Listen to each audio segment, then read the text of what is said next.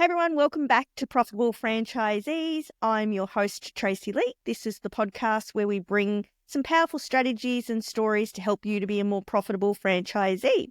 And today I'm really excited because we've got Sloan Wilkins here today, and he's an executive financial coach, and we'll get him to talk about what that actually means and how he got into it. But the reason I'm so excited to have Sloan here with us today is that I talk about to franchisees about making more profit, but oftentimes that's in their business. And a lot of people forget that your business is there to generate profit for you in your life. And so even though a lot of business owners and franchisees have systems and processes, cash flows and budgets for their business, they don't actually turn that into their personal side of things. And this is a thing that Sloan is absolutely the expert in. I am not the expert in what Sloan's about to talk about. So he's going to get some weird questions from me today, but I've spoken to Sloan lots of times, seen Sloan speak at different conferences. So I know he's going to be able to add value to you today. So let's start off with, how did you get into financial coaching and what exactly is that? Thanks so much, Tracey. Great to be with you and all the listeners today. Wow. The world of financial coaching. Well, for me, it actually goes back quite some way, although I didn't know it at the time. So when I was 12, my parents experienced bankruptcy as small business owners, and that was a particularly challenging time and an interesting age for that to happen, because it's quite impactful when you're on the cusp of becoming a teenager trying to work out who you are. So this was back in the late 80s, and interest rates on bank loans on business loans were around about 21%, I think Mum and Dad were paying, so absolutely huge. Anyway, so they experienced bankruptcy, lost their business, we lost our family home, and, a few years later, we actually had lost our family unit as well. And Mum and Dad's marriage didn't survive that. So it can be quite challenging. And so I realised the hard way what financial devastation feels like and the impact it can have upon people. Fast forward a few years, and I went into the world of banking straight after school. Fortunately, not for the bank that was involved in Mum and Dad's bankruptcy. That would have been a bit of a challenging time to explain that one. But had a great career working across all different areas of banking, and eventually ended up in wealth management or financial planning. And for me, I became more and more passionate, particularly as I came to the end of my career, about those people that we weren't able to help, because we were typically looking after people who had done well or had a fairly significant portfolio.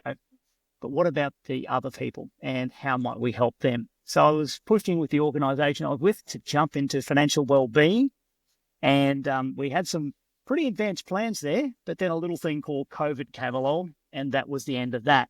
Mm-hmm. So shortly after, I left the corporate world after 30 years in banking and financial planning, and decided, I'm really passionate about financial coaching and financial wellbeing for people. Let's jump in and see what I can do to make that happen in the real world.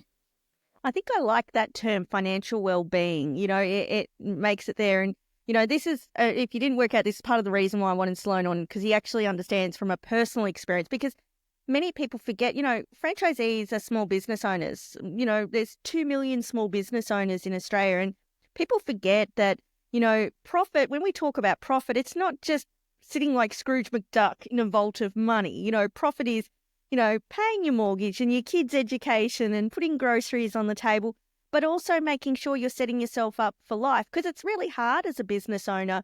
You work so hard, and, I always say it's the one place where you'll work 80 hours a week to avoid a 40-hour-a-week job. How are we doing that to set ourselves up? So when we think about it, let's go back to some basic hints and tips for people. Like they're starting to make profit in their business. How do we turn that into, some good habits, I suppose, or strategies in a personal side of things as well? What do we do with that profit that's coming to us? Yeah, it's a really great question, because even though we might have a business entity, like if we're operating with a company or a trust structure in place there, that is its own legal entity. And we are, in our household, a separate legal entity. However, the two are deeply related, and what we do on the personal side can either support and enable further growth on the business side, or it can act like a little bit of an anchor. and hold that business back from opportunity there. So that's the first thing I like to call out, is that, recognize that one does impact the other. So if we're living too much lifestyle, too much personal debt, means we're probably pulling more in income and profit out of the business than we might otherwise. So that's thing number one. And we might miss out on opportunities to maybe snap up a competitor who might be doing it tough if we are not having the finances available to qualify for the lending. But when that money passes across to the personal side, and to get to the point of your question, Tracey, there, it is essential that we do have some really good behaviours and habits in place.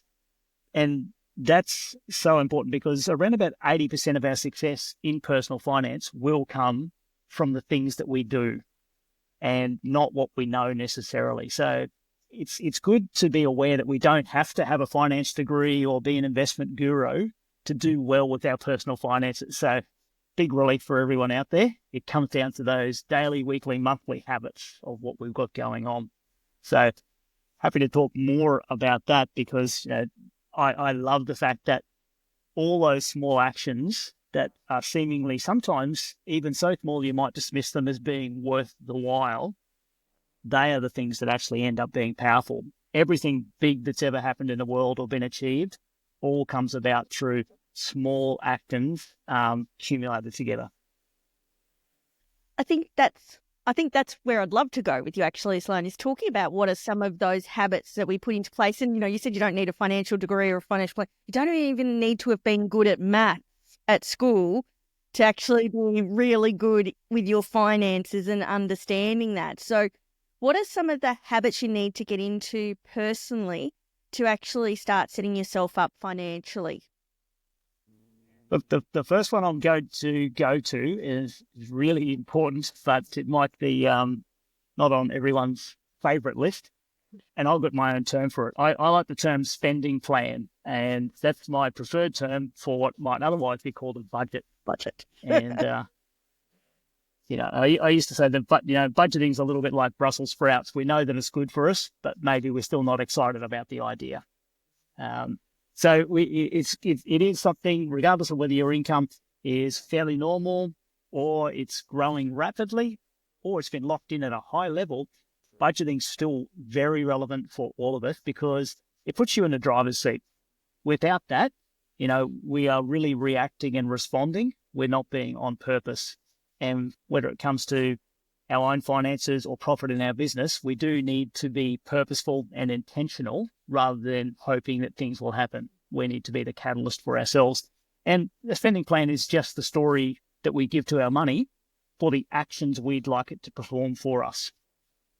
In the same way that we have a team in our business, or if we've been involved in a sporting team, it's so essential that there's a game plan. And a spending plan or a budget is a game plan for your money. You'd never leave your team without an idea of the things that you wanted them to focus on for a week if you were going away, or with someone in charge, or who was playing what role.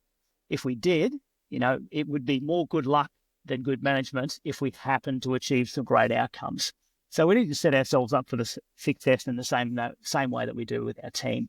That's number one. And it's funny, it's not always popular. When you talk about that, relating that back to, business, I think about when I talk to brand new franchisees, I always say to them, what's your first level of break even? And I always say to them, break even isn't like just covering your expenses in the business. It should also cover your minimum level you need to live, what you need. Now, if you don't have a personal budget or spending plan, we're going to go with spending plan, then how are you supposed to know what your break even is in your business? Is there any particular tools that you like to recommend to people to do a budget? Like you might be able to give me a better one. I often recommend the SmartGov one, only because I like it, because you can change things from weekly to fortnightly and it'll all calculated into the same time frame for you. But what sort of tools do you recommend to people to come up with that budget so they don't miss things? Yeah, look, I quite like that tool as well. I do have a Google sheet that I've built myself. It's it's not rocket science, but the best tool for people is the one that they're going to use consistently. So it actually doesn't matter if that is pen and paper or the world's fanciest budgeting app that you're paying for as in a subscription every month and they're out there, or using a spreadsheet, whatever works for you. However, the thing I like about the Smart Gov one is it's got suggestions in there already, so that can prompt our thinking.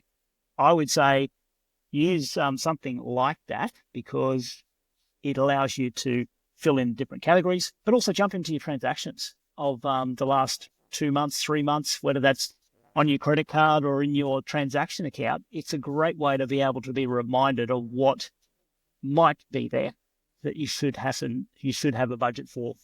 And that's really good too for the things that you don't think about. Now that we live in a society where you tap and go, or my one is Apple Pay. I was going through my transactions. I went, what was this? And it was stuff on Apple Pay that I didn't realize, downloading things here or there. So Sloan, tell us, we've talked about a spending plan. What's another tool or an idea that someone can use to, get on track with their finances? Yeah, look, if you're part of a couple that shares finances, we both need to actually come to the table and have a regular discussion around money. And for some people, that's the last thing they want to do because either in their house growing up, maybe money was a source of tension, or perhaps it's been that for you as a couple. However, we can turn that on its head. We might have really different views around money and what it means, etc. But that's actually a bit of a superpower when you bring those different perspectives to a discussion as a couple working on finances. So I'd say, I would say probably fortnightly or at least twice a month, let's have a discussion around money, what's going on with our spending plan or our budget. Here's the parameters around that, though. Grab your phone, that's the step number one, and set a 15-minute time limit. And when the alarm goes off, that's the end of the discussion, whether you're finished talking about the points or not, because if that first discussion turns into a 40 or 60-minute marathon, good luck getting the spouse or partner that might not be interested back to the table next time. It's just not going to happen. So build your skills over time by restricting the amount that it's going to suck up of your day. And we're all busy. So that's a really powerful thing. Thank the other person for showing up because they didn't have to. In reality, there's normally one person who might lead the way with finances, and that's totally cool. The other person, though, cannot abdicate full responsibility, and they need to be involved and aware of what's going on. So we've got buy-in, and we're marching forward together as a team. That's probably the biggest things that I would say about it. You probably do that as a single as well. Like, I just think about myself. I'm like, I could have a 40-minute discussion with myself around my finances and I walk away from the table not wanting to come back. So maybe even setting an alarm for myself should be a good idea. Oh, yeah. Yeah, look, it doesn't have to be a big thing. It's again, the power of small actions. Let's just make it a habit and build it in to how we manage our finances. And if we annoy ourselves, to your point, you're right. Yeah, so I would agree. Yeah, let's definitely make sure that we pay attention to our finances, but it doesn't have to overwhelm our time. It doesn't need to be a big, huge investment of time each and every week. So when we're actually looking at our finances, I've kind of figured like the spending budget looks after the basic things. I love the idea with couples because that's usually where things go wrong is the financial discussions. What about, setting yourself up for the future? If you're starting to get those things in place, like probably a two-pronged question here. One is how do we actually start eliminating our debt? Is there a best way to go about it? And then second of all, how do we set ourselves up for the future? Many small business owners, franchisees, they're relying on the fact that they're hoping that their business will sell for a certain amount and that will set them up. And that's a really risky strategy, to be perfectly honest. What are some things we can do? So debt is one, but then the second one is, setting ourselves up for the future. Yeah, excellent. And they're actually closely related, particularly on the personal side of finances, our eliminating debt and setting ourselves up for the future. So it's a matter of working on things, I believe, in the right order. Like I've got a stages of financial progress model that I work through, which has 6 different components to it. And we don't jump into stage 6 at the beginning. We've got to make sure that stages 1, 2, and 3, for example, are squared away and we're organised there. But eliminating debt, particularly what I would call consumer debt, and that's things like our credit card, buy now, pay later, personal loans, even car loans on the personal side of life, not on the business side. They're things that are either paying for our past or they're paying for assets that are losing value over time. So it sucked up a lot of our income, and our income is the raw material we need to build our future.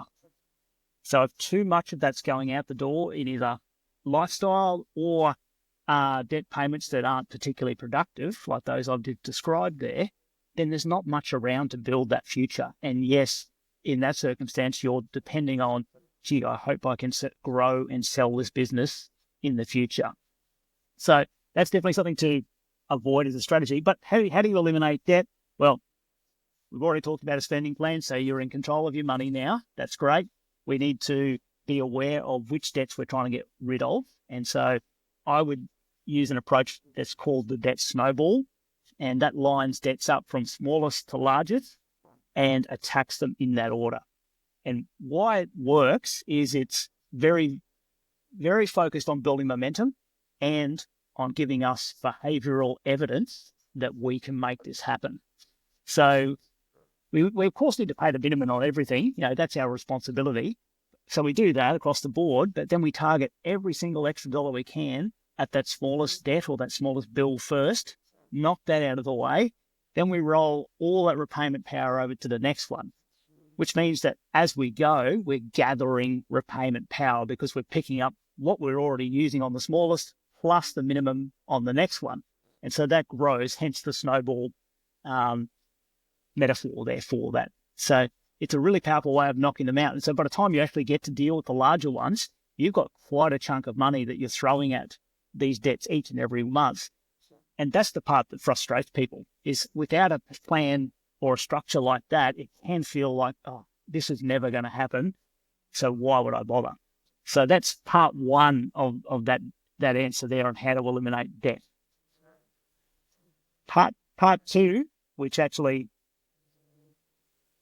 goes along at exactly the same time, is putting in place what I call a debt freeze. It is very difficult to fill in a hole while you're still digging. So it means let's stop accumulating more debt, because I've seen this happen, particularly with credit cards. Like, I've got to focus on paying down my credit card, but I'm still using them at all my day-to-day spending. We sort of need to, break up with debt and really make it part of what used to maybe work for us, but we've decided we're not carrying forward anymore. So stop that, convert to a debit card, and let's get to paying for our everyday expenses using that debit card so that we're funding that as we go rather than accumulating more debt. So they're the two big pieces I reckon that I'd share on that. Then what does that mean for the future? Once we've got all that really unproductive debt out of the way and also built an emergency savings account, which I sort of normally suggest is somewhere between 3 to 6 months worth of just the essential expenses. So you want a Goldilocks amount there, not too small, not too big.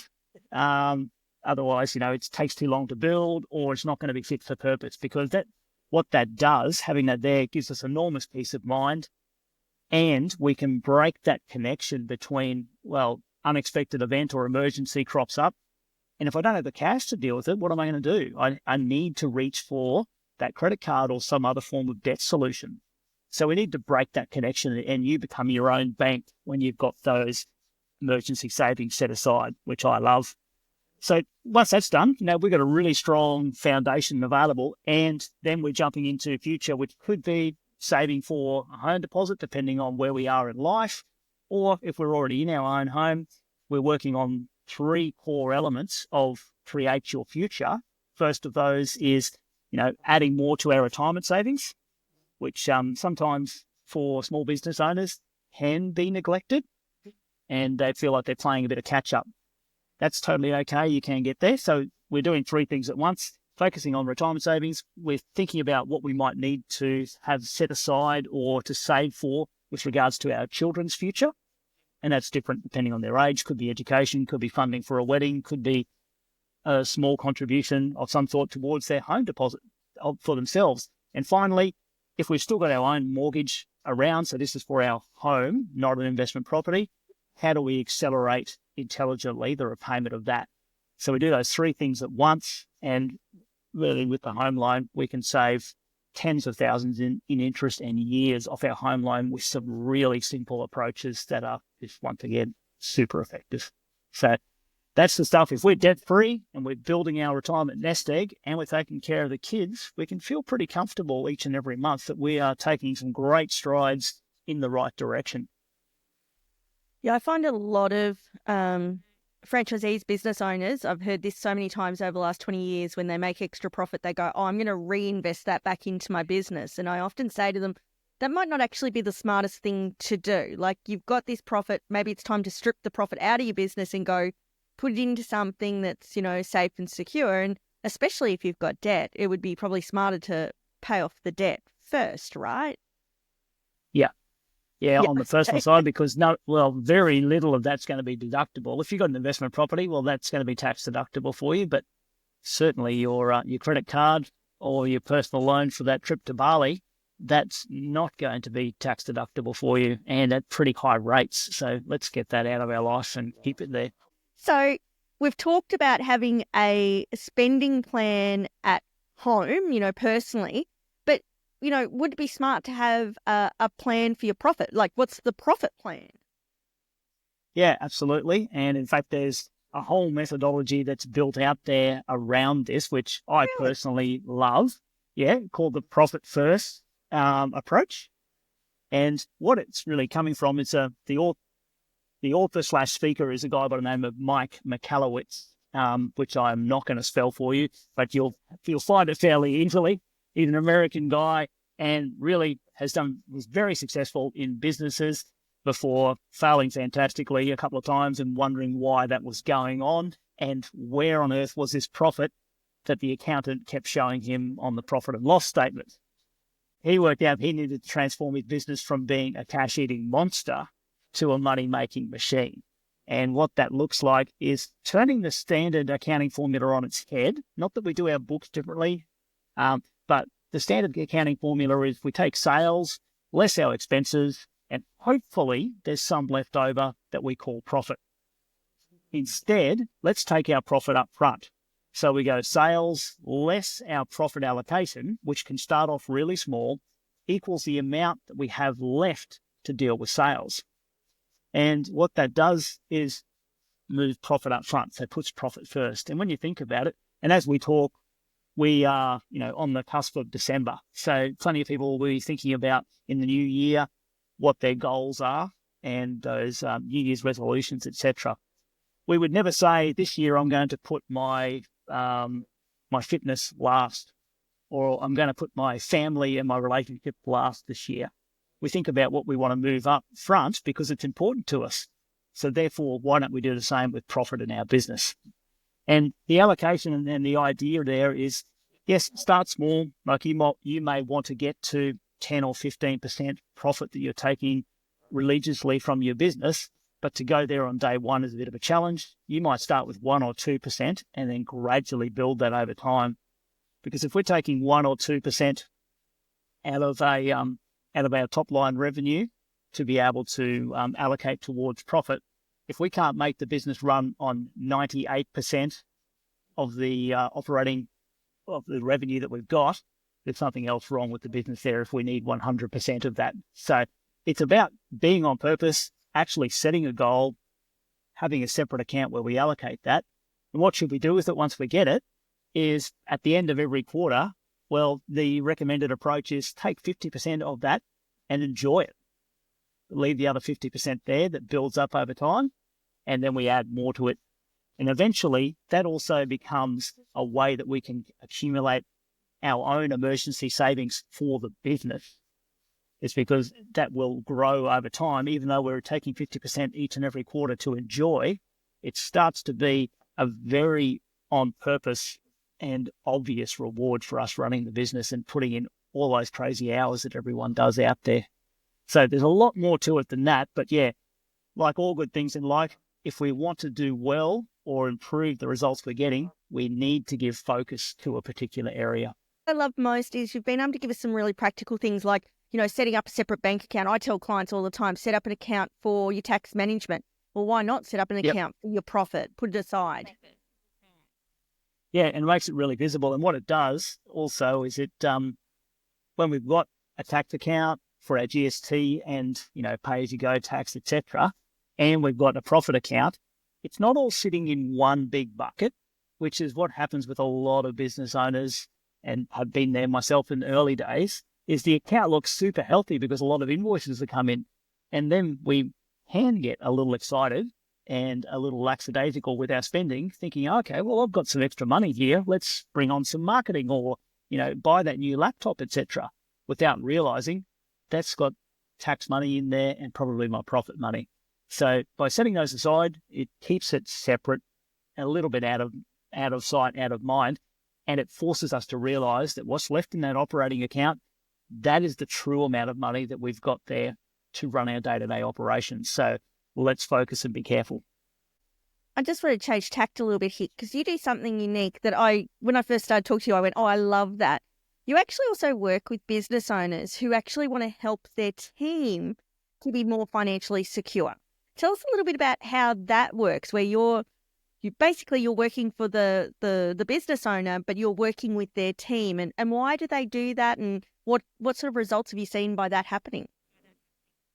Yeah, it's really powerful because, like, at the end of the day, as business owners, if we've got a team around us, we rely on the outputs and the efforts of those people to achieve our business results. So therefore, it makes sense for us to have those people in the healthiest possible position they can be, whether we're talking about physical health, mental health, or their personal wealth. All of that goes together in overall well-being, and it's worth investing in because I've seen too many businesses be frustrated with turnover or poor productivity, absenteeism, and there's even a link between financial stress and safety incidents at organisations because our mind is not fully on the job. The cost, and sometimes it's very obvious if we've got to pay a recruiter to bring on a new staff member, or, a new staff member is starting to replace someone who left, and someone's got to train that person, so they're less productive, etc. All of that has a real cost and a real impact. And so investing in the financial well-being of our staff is one way that I think we can help them really thrive, to do well with their finances, and actually stick with the business. Because as we're talking now, we're entering December. It's that peak looking and leaving season for employees. And when they're in a sense, or when their relationship with money is governed by financial stress, they will often jump ship for not much more down the road because they think that's going to solve their problem. And for a short time, it actually will. However, they take themselves and their existing behaviours with them when they go. And so they will still find that over time it's the same thing. So to break that cycle, we need to help them with a little bit of insight, education, and processes of behavioural change that can help them win with money while they're still with you. That way you get to benefit, they get to benefit, and everyone is working together, and it becomes more about their contribution to the business rather than just focusing on their pay packet. So it is a win-win, and I deliver this program online for people, and it's available to watch on demand. People can log in at lunchtimes on Tuesday, Wednesdays, and Thursdays and have live Q&A sessions and information presented. And there's all sorts of things involved to really help people along, including apps, but it's also available to watch with their partner on the weekend and delve in together so that you can make progress outside of work. So many business owners are putting into place, health incentives, helping people be healthy, and they do, PT and running clubs and stuff. And for me, one of the main purposes people come to work is, to feel part of something and to be around people. And the second is for their financial health. So it makes sense to, in effect, you're getting them a financial PT, to help them and how they can do it. I can see one of the, side benefits of that, especially if you have a business where team can start coming up with ideas of how they could add more to the business, how, if you've got a sales-based business, how they could be changing commission structures. you actually get team more motivated to want to actually work more and do more and think creatively so that they can increase their income because they might have a plan to eliminate their debt. Yeah, you're 100% right. And it really works both from an attraction for new people coming into the business and retention perspective there. And like a business that I've been working with in the last fortnight, they're a trades-based business, and they've been really realizing, okay, the profit looks good on paper. Where is that money? And so therefore we're working on profit planning together. But one of their focus, because they really want to retain a great team that they've got and give back, is their focus is creating that profit and having on a quarterly basis a third that they're going to enjoy of the 50% that they take, a third for the business to realistically reinvest and grow, and then a third that they're going to allocate for the team so that they get to share in the profit as part of their contribution there. So as well as teaching their team through the program, the financial wellbeing program, of how to do well with what you're getting, they're also increasing what's going to be coming to them through that profit share mechanism, and everyone just wins. There's a couple of things that I want to ask you. First of all, you talked about, for their team that they can jump online. That's not just team, right? Like if a franchisee is the business owner, because a lot of franchisees are sole operators, is that something that they can access as well? Yeah, it certainly is. There's different levels. If they want to work one-on-one, then that's a certain stream that we can have a conversation about. But the program is out there and available for individuals to take part in. Yeah, fantastic. So if we're to get in contact with you, how do we find Sloan to help us with our financial, fitness? Yeah. Probably two ways. One is email, and I'll give that to you for the show notes, but it is simply Sloan, SLOAN, at everydaymoney.live. And that's the email address for me.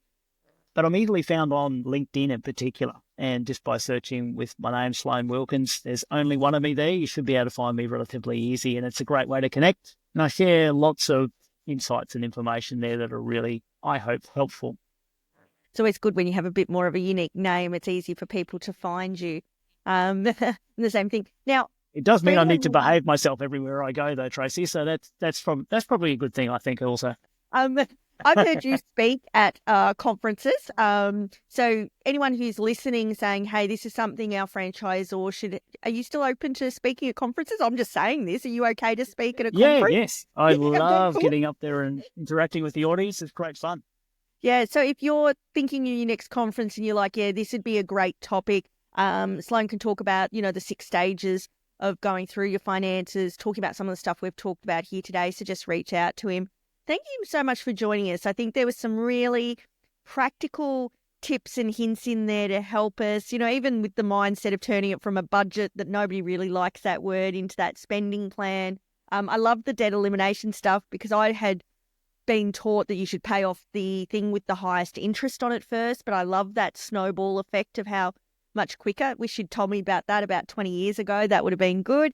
Would have saved some mental capacity.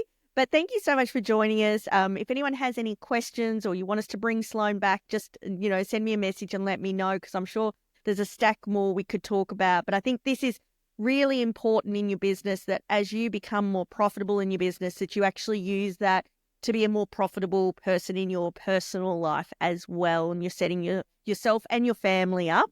And a lot of the stuff you've talked about is good habits to teach your kids as well, things that you can pass on so that you don't go through, an experience where an external pressure, the 80s caused a lot of people to go out of business, but amazingly how much you can learn so that you're setting yourself up for those financial challenges in the future. So thank you so much for joining us, Sloan.